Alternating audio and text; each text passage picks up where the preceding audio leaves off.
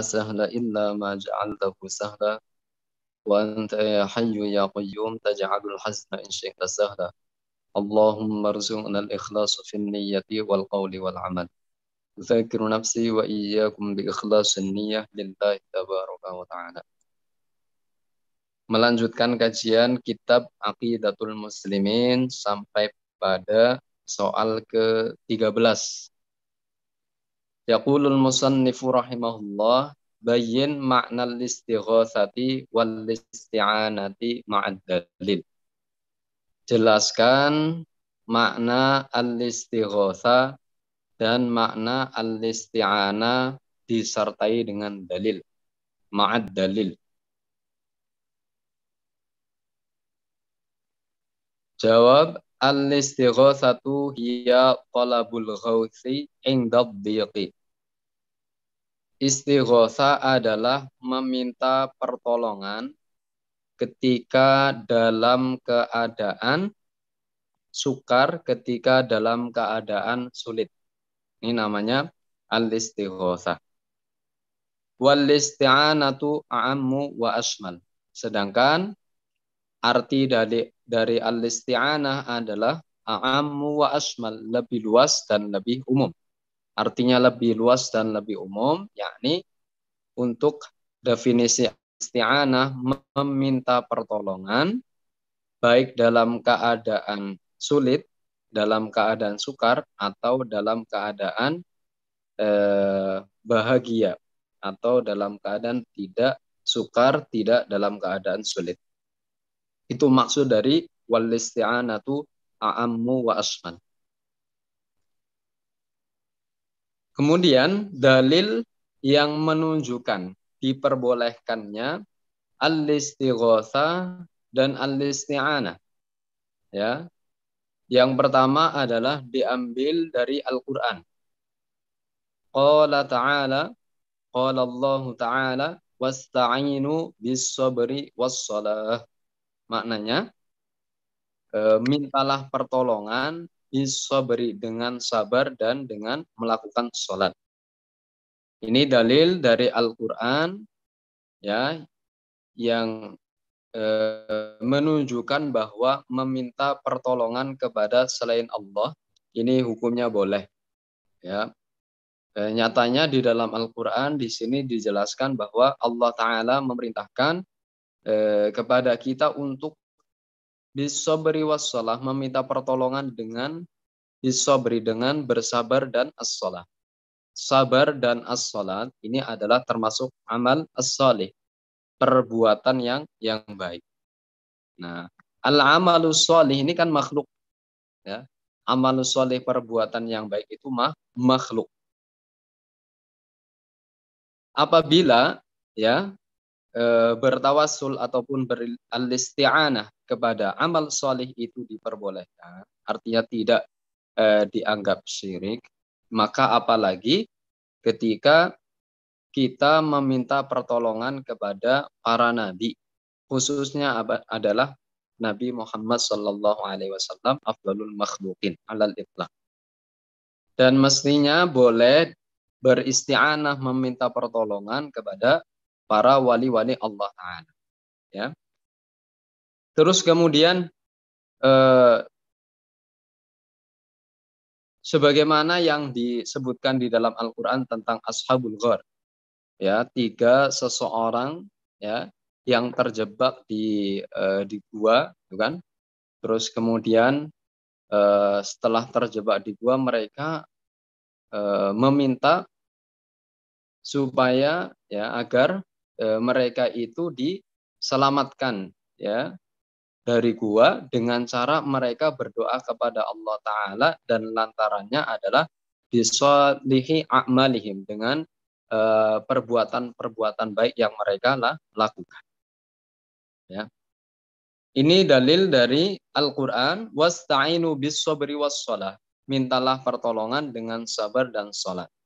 Yakni al-isti'anah bi ghairillah, meminta pertolongan kepada selain Allah, jaizun syar'an, diperbolehkan secara syara. Ya, tidak dihukumi seseorang yang meminta pertolongan kepada selain Allah dihukumi syirik. dihukumi beribadah kepada selain Allah. Ya, berbeda dengan keyakinan sekte Al-Wahabiyah. Mereka itu berkeyakinan bahwa meminta pertolongan kepada selain Allah dihukumi beribadah kepada selain Allah. Mereka mensyirikkan, mereka itu mengkafirkan kepada orang-orang yang meminta pertolongan kepada selain Allah. Padahal di dalam Al-Quran dijelaskan wasta'inu bis-sabri was-shalah. Mintalah pertolongan dengan sabar dan salat. Yakni meminta pertolongan dengan amal-amal salih, dengan amal-amal yang baik ini diperbolehkan secara syara dan tidak dihukumi syirik, tidak dihukumi beribadah kepada selain Allah.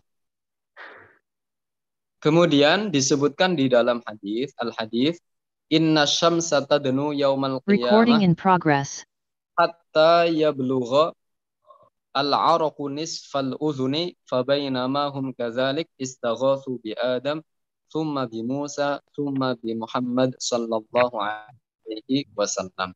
Di dalam hadis ini dijelaskan bahwa yaumal qiyamah, pada hari kiamat nanti, matahari akan mendekat, ya. Matahari akan mendekat dan hingga sampai al-araq ataupun keringat seseorang ada yang nisfal uzun, ya, ada yang sampai nisfal uzun, terletak sampai ke telinga, paruh telinga, berarti enggak sampai seluruhan, ada yang sampai nisfal uzun, ya. Fabainama hum kadzalik istaghatsu, ketika dalam keadaan seperti itu mereka meminta pertolongan kepada Nabi Adam, lalu kemudian meminta pertolongan kepada Nabi Musa, kemudian meminta pertolongan kepada Nabi Muhammad sallallahu alaihi wasallam. Hadis ini diriwayatkan oleh Imam Al-Bukhari dalam kitab Sahih Al-Bukhari. Nah, ini juga menjadi salah satu dalil, ya, bahwa meminta istighatsah, ya, meminta pertolongan dalam keadaan abdi, dalam keadaan sukar, dalam keadaan sulit, meminta pertolongan kepada selain Allah Ta'ala diperbolehkan. Ya, redaksi hadisnya, fabainama hum kadzalik istaghatsu bi Adam. Ya, ketika pada hari kiamat matahari itu mendekat, ya, terus kemudian orang-orang meminta pertolongan kepada Nabi Adam. Mereka beristighosa kepada Nabi Adam. Ini menunjukkan bahwa istighosa, ya, meminta pertolongan ketika dalam keadaan sukar, dalam keadaan sulit kepada selain Allah, ini hukumnya diperbolehkan, tidak dihukumi syirik, ya. Al-Wahabi mereka meyakini dan mengkafirkan, mensyirikkan terhadap orang-orang yang istighosah, meminta pertolongan kepada selain Allah. Jadi mereka itu mengkafirkan kepada orang-orang yang tawassul, orang-orang yang isti'anah bi khairillah, orang-orang yang beristighosah. Ya, mereka gagal faham tentang definisi al-ibadah yang sebagaimana didefinisikan oleh para ulama. Sehingga mereka takfir bi ghairi haqqin, sehingga mereka itu mengkafirkan tanpa hak, tanpa dibenarkan oleh syara. Dan rudud ataupun bantahan yang selanjutnya atau sebagai dalil serta menjadi bantahan pada sekte Al-Wahabiyah bahwa al-istighatsah itu hukumnya diperbolehkan. Bukankah Rasulullah Shallallahu Alaihi Wasallam ketika beliau meminta hujan, kemudian salah satu doanya Nabi bagaimana? Allahumma skina ghaitsam mughitsa. Rasulullah menamakan al-matar, menyebut al-matar mughitsa.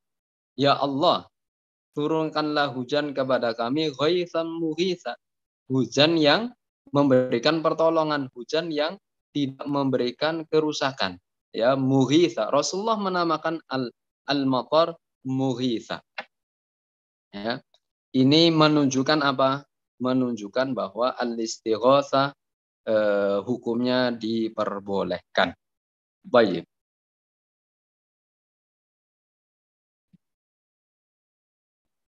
Wa fi hadza dalilun ala anna al-isti'anah bi ghairillah jaizat. Nah, dari keterangan tersebut maka hukum al-isti'anah, hukum meminta pertolongan, ya, kepada selain Allah diperbolehkan. Tetapi lakin ma'atiqadi annahu la dharra wa la nafi'a 'alal haqiqah illallah. Tetapi disertai keyakinan bahwa tidak ada zat yang menciptakan bahaya dan tidak ada zat yang menciptakan manfaat ya alal haqiqah secara hakikatnya kecuali hanyalah Allah Ta'ala, yakni meyakini pencipta kebaikan, pencipta keburukan, menciptakan bahaya, menciptakan manfaat, ya penciptanya hanyalah Allah Ta'ala. Ketika seseorang itu beristighatsah kepada Nabi Adam, ketika seseorang itu beristighatsah kepada Nabi Muhammad sallallahu alaihi wasallam, ketika seseorang itu beristi'anah kepada selain Allah, semisal beristi'anah kepada para nabi, beristi'anah kepada amal-amal salih, ya, disertai keyakinan bahwa yang memberikan manfaat, yang memberikan mudarat adalah Allah Ta'ala, bukan Nabi, bukan seorang wali yang disebutkan. Seperti itu. Baik, kita lanjut pada soal ke-14. Takallam anit tawassuli bil anbiya. Ya, jelaskan atau terangkan, berbicaralah, bahaslah tentang makna at-tawassul ya bil anbiya, tawassul kepada para nabi. Jawabannya ya juzu at-tawassul bihim bil ijma. Ya, bahwa tawassul kepada para nabi hukumnya diperbolehkan bil ijma. Ini atas kesepakatan para ulama. Terus apa yang dinamakan tawassul? Wat tawassul huwa talabu jalbi manfaatin, ya, awin difaati madarratin minallahi bi dzikri nabiyyin awwaliyyin ikraman lil mutawassal bihi. Yang dinamakan tawasul adalah memohon, ya, memohon menarik ataupun mendapatkan kebaikan, manfaat, ya, atau memohon ya dihindarkan dari bahaya minallah, ya, dengan menyebut nama nabi ataupun wali, mintanya kepada Allah Ta'ala ikraman lil mutawassal bihi, dengan tujuan memuliakan para nabi ataupun para wali. Ma'atiqadi annallaha wan nafi'u 'alal haqiqah, dan berkeyakinan bahwa yang menciptakan bahaya, yang menciptakan manfaat secara hakikatnya adalah Allah Ta'ala. Ini definisi at-tawassul. Jadi yang namanya tawassul itu ya meminta agar supaya mendapatkan kebaikan atau dihindarkan dari bahaya, ya, dengan menyebut nama nabi ataupun wali karena memuliakan mereka dan memintanya kepada Allah Subhanahu wa taala, serta meyakini bahwa yang menciptakan bahaya, yang menciptakan manfaat secara hakikat adalah Allah Ta'ala. Ini namanya at-tawassul. Dalilnya adalah firman Allah Ta'ala, qala Allah Ta'ala wabtaghu ilaihil wasilah. Ya, yang maknanya dan carilah hal-hal yang bisa menjadikan dekat secara maknai kepada Allah Ta'ala. Yang dimaksud adalah amal-amal soleh. Terus kemudian disebutkan di dalam hadis bahwa Ar-Rasul sallallahu alaihi wasallam 'allama al-a'ma ayyatawassala bihi. Rasulullah mengajarkan kepada orang yang buta untuk bertawassul kepadanya. Fa fa'ala al-a'ma fi ghairi hadratin Nabi sallallahu alaihi wasallam. Kemudian orang yang buta tersebut melakukan sebagaimana yang diajarkan oleh Nabi, ya, fi ghairi hadratin Nabi, tidak di hadapan Nabi, yakni di belakang Nabi. Ya, artinya Nabi tidak di tempat itu. Faradallahu basarahu ilaihi. Kemudian Allah Ta'ala mengembalikan mata atau penglihatan orang buta tersebut. Ya. Hadis At-Tabarani, hadis yang diriwayatkan oleh Imam At-Tabarani. Jadi satu diambil dari Al-Quran, yang kedua adalah diambil dari hadis bahwa at-tawassul bil anbiya, tawassul kepada para nabi ataupun tawassul kepada seorang wali, ini hukumnya diperbolehkan, tidak dihukumi syirik. Karena makna dari tawasul itu adalah memohon supaya mendapatkan manfaat atau memohon supaya dihindarkan dari bahaya, memohon kepada Allah Ta'ala dengan menyebut nama Nabi ataupun wali dengan bentuk memuliakan Nabi ataupun wali tersebut yang disebutkan. Ini nama tawasul. Tidak seperti yang dikatakan oleh Sakda Al-Wahabiyah. Mereka itu mengatakan bahwa tawasul kepada Nabi, tawasul kepada para wali ini dihukumi syirik, dihukumi beribadah kepada selain Allah. Nah, mereka itu berdalil ayat Al-Quran di mana ayat tersebut secara maknanya itu dikhususkan kepada orang-orang kafir, ya, bukan dikhususkan, bukan diberikan kepada orang-orang muslim. Jadi mereka itu perilakunya seperti Al-Khawarij, tidak meletakkan ayat Al-Quran pada semestinya. Mestinya ayat tersebut sebenarnya diberikan kepada orang musyrik, khusus orang musyrik, tapi mereka itu justru maknanya ayat tersebut diarahkan kepada orang-orang muslim. Ini sangat jauh sekali. Apa ayatnya? Yaitu ayat wa ma na'buduhum illa liyuqarribuna ilallahi zulfa. Orang-orang musyrik itu di dalam Al-Qur'an disebutkan oleh Allah Ta'ala, mereka berkata bahwa kami tidaklah menyembah berhala kecuali kami jadikan berhala tersebut sebagai lantaran untuk mendekatkan kepada Allah Ta'ala. Ya. Coba kalau kita perhatikan pada ayat ini, satu, ayat ini khusus ya sedang menjelaskan tentang haliyah atau keadaan orang-orang musyrik bahwa mereka itu benar-benar menyembah berhala. Kalau semisal maknya manafinya ini kita hilangkan, berarti kan maknanya na'buduhum liyuqarribuna ilallahi zulfa. Mereka mengakui bahwasanya mereka itu beribadah kepada selain Allah. Ya, ini orang-orang musyrik. Nah, sedangkan orang-orang yang tawasul, ya tawasul kepada Nabi, tawasul kepada seorang wali, tidak beribadah kepada Allah karena masih meyakini pencipta kebaikan, pencipta bahaya dan yang menciptakan kebaikan adalah Allah Subhanahu wa taala. Adapun menyebutkan nabi, menyebutkan seorang wali, ikraman untuk memuliakan, terus kemudian supaya agar doanya itu cepat dikabulkan oleh Allah taala. Sementara Rasulullah juga mengajarkan kepada seorang yang buta ya untuk bertawassul kepada Rasulullah ya, di mana isi doanya adalah Allahumma inni atawajjahu Allahumma inni as'aluka wa atawajjahu ilaika binabiyyika nabiyyi rahmah ya Muhammad lituqdali hajati. Ya, dalam doa yang diajarkan Rasulullah terhadap orang yang buta tersebut, Rasulullah mengajarkan tawasul kepada Rasulullah mengajarkan tawasul kepada orang tersebut. Di dalam doanya menyebutkan ya Muhammad, wahai Muhammad. Ya, masa Rasulullah itu mengajarkan kesyirikan. Nah, ini. Nah, seperti itu dan kayaknya mencukupi dan.